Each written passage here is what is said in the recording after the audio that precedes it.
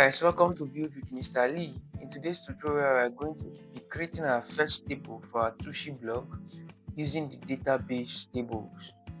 Let's dive right in. So let me launch my application PHP Artisan and serve.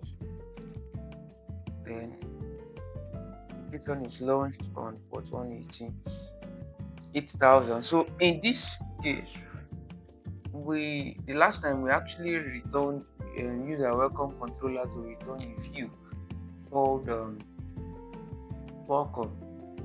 So I've added two other pages or one other page, which is the category page.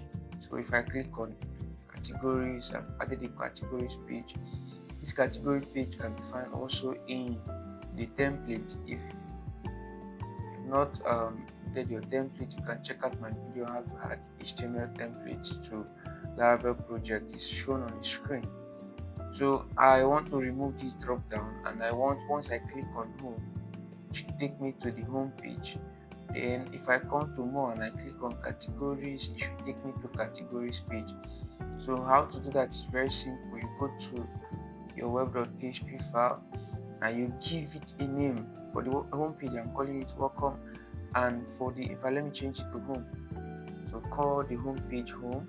The categories page, we call it categories. Then you go to your guest w.php. I want to remove these drop downs from my home page. Drop down, and I remove the class called drop down. Remove the drop down toggle, and everything that has to do with drop down. These bootstrap classes of drop down is removed. And in my href, I put a route called home. Then also I go to more. I see category. In my href, I remove it and I put a route for categories. So with that, I refresh this page. You see my home. If I click my home, it takes me to home. And if I click on categories, it will take me to the categories page. So right now we're going to be creating a table called categories, and the table will just have normally table used to have names and rows, columns and rows. So one of the columns will contain our category names, just the names of the categories, and we'll also give it an ID, a unique identity, which we use to identify each of our categories. So we have a column for names and a column for ID, and possibly we might actually add the time it was created, the time each category was created. So we can add created at, and we'll also add updated at in case we want to update the categories, so we'll know when it was updated. So let's go into that. So for us to work with our tables, we go to our env file. So your env file, now if you see what we're looking at for here is everything about our database information. For now, this is commented on my end. Let me uncomment this. So you see the connection is with SQLite, but I want to change this connection to MySQL. Yes. So now this particular settings is found in what we call the database.php in our config. So your config file, you see database.php. Your config file is inside a folder called config. So config, you see database.php. Now the default database is SQLite, but what this line of code does is that it goes to the env file, it picks the database connection here, which is what you're seeing here, which we've changed to MySQL. Then if it is not available, it just defaults to SQLite, and you can see the various connection. We have SQLite, there's MySQL, there's MariaDB, there's Postgres, and SQL SRV. So we are using MySQL, although MariaDB is almost the same as MySQL. And as we're using XAMPP, ensure that your Apache and MySQL servers are turned on, so that we can actually access the localhost machine on your Chrome browser or any browser you choose. So if I click on localhost and go to phpMyAdmin, while that is loading, for us to actually use our database, we need to give it a name. So you're going to see a place here called db_database. So we change the name from here to tushi_blog. So this is the name of our table. Sorry, the name of our database, and ensure that the database username is root and password is empty. So we check, we refresh this. Nothing is showing yet, but for it to show here, we run the command php artisan migrate. So once we run this command, yes, so would you like to create it, because it doesn't exist? So you click on yes, and that would happen. And if you check your database now, I refresh, I'm going to see tissue_blog, which is what is showing here. Now I want to use db table. So what I'll do here is to create a new table. On tissue block, you see this new word here with this icon. You click on new, then you are going to actually insert a table name. And take note, while inserting a table name in Laravel, you name the table with the plural form. So if you want category, you put categories. So at the top here, we have various columns. Now these are the columns that contribute to the property that will be given to our columns inside our table. Remember, I told you that the table has rows and columns. So each of these columns in our table have some properties, and which you're seeing here. And the first property of our column is the name of our column. The name of our column here, I'll call it ID. Now the type of this particular column, I'll leave it as integer, because our column has ID actually would be numbers. So I will leave it as simple numbers, which are integers. Then most importantly, I will go to this auto increment and I'll click AI, and you see that the index is checked automatically to primary. Now this primary key is used to add an identity to our ID. So you use it to identify that this is a key that identifies each of our categories. So the next is the name of the category. So we keep that column called name and change this type to varchar, and the default length for varchar is 225. Why we are using varchar is because the name attribute is very small and it's not much. So the default length here is 225. That means it can only contain 225 characters, and I can add them created at and updated at, and I'll use each of them to be timestamps.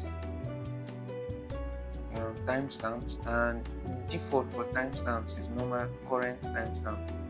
So I'll change this to updated at. So let me convert that here. Then also I'll use timestamps here.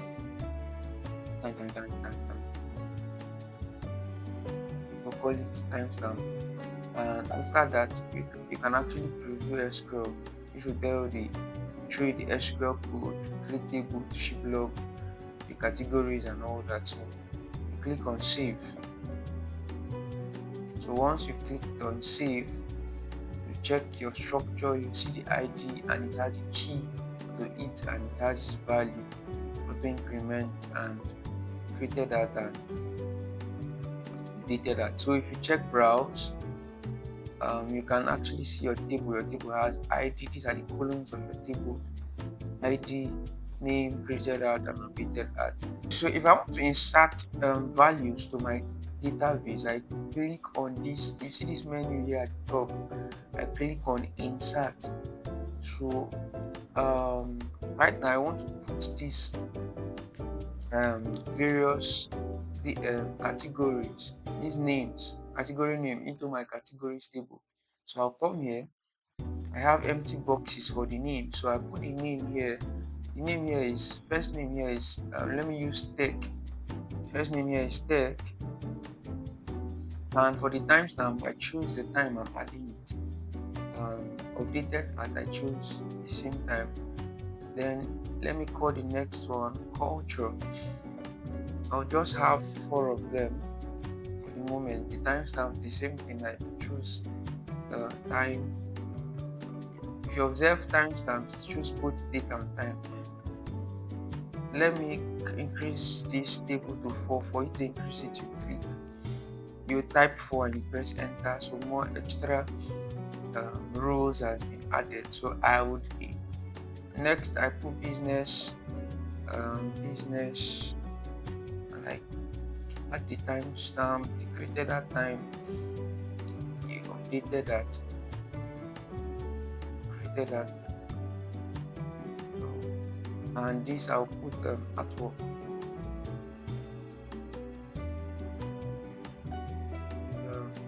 Then I click on this table, click on timestamp,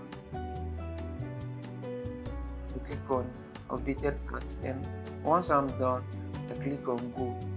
So if I go to my browse, I'll see that my table has been added. So I used artwork here, so possibly I want to change it to artwork. I click on edit. So you see I change the arrow key and I click on go. So I've been able to edit my table. So guys, we have our table up and running. So we want to, instead of these items here to be statically typed, we want them to come from the table which we have currently.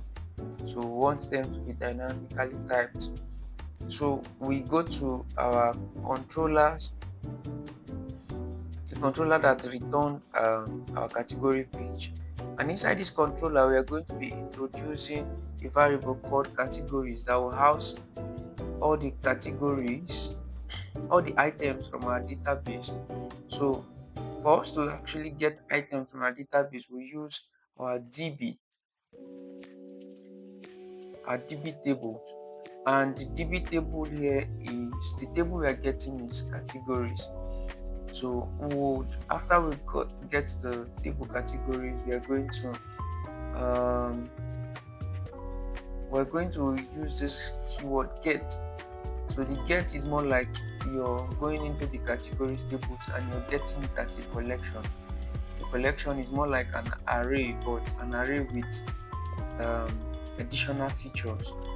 So you're getting this table as an array with an additional feature. So one other thing we need to do is we need to import this particular DB. This DB class needs to be imported, and for us to do that, we have to use Illuminate facade. So Illuminate support facade. If you don't have an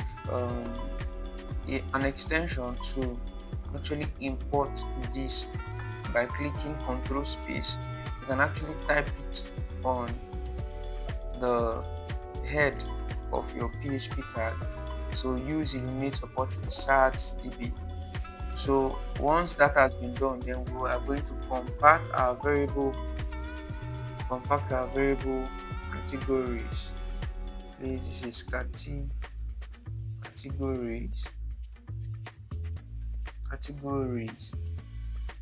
So we change this to categories. So we compact, then we can now use it inside our variable, inside our categories page. Now the categories page, you can actually see that you have these items here, these names of the categories outlined as 3 in each column, 3 in each row, 3 in each row. So Bootstrap actually uses the maximum row in Bootstrap is 12. So for them to be 3, you can see actually they are call MD12, call MD4. So we collapse them completely and would remove all of them and leave only one. because it's just one we want to use.